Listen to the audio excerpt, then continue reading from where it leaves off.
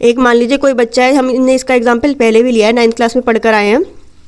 जैसे मान लीजिए कोई बच्चा है, ठीक है, स्कूल से उसको निकाल दिया गया, तो हम बोलते हैं ना कि टर्मिनेट कर दिया गया, स्कूल से निकाल दिया गया, टर्मिनेट कर दिया गया। थोड़ा सा याद करने का तरीका है, यानी कि उसकी कहानी अब यहीं पर ही ख़त्म हो गई, अब वो आगे कुछ नहीं बोले, यानी कि पॉइंट के बाद 5-2 है तो यहीं पर ही ख़त्म है, इसके आगे अब कोई और नंबर नहीं है। नॉन टर्मिनेटिंग में क्या होता है कि अभी भी वो स्कूल में है, अभी भी उसकी कहानी चल रही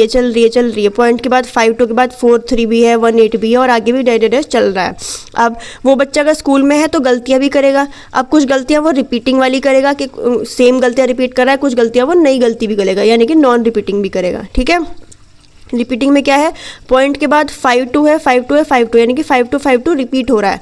नॉन टर्मिनेटिंग भी है, यानी कि कहानी भी उसकी आगे चलती जा रही है, लेकिन रिपीटिंग भी है, 5-2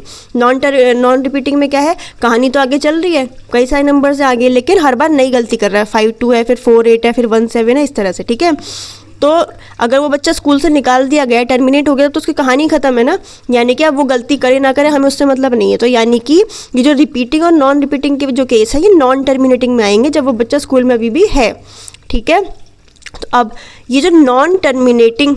और नॉन रिपीटिंग वाले जो नंबर्स हैं, कि नॉन टर्मिनेटिंग यानी कि आगे बढ़ते जा रहे हैं,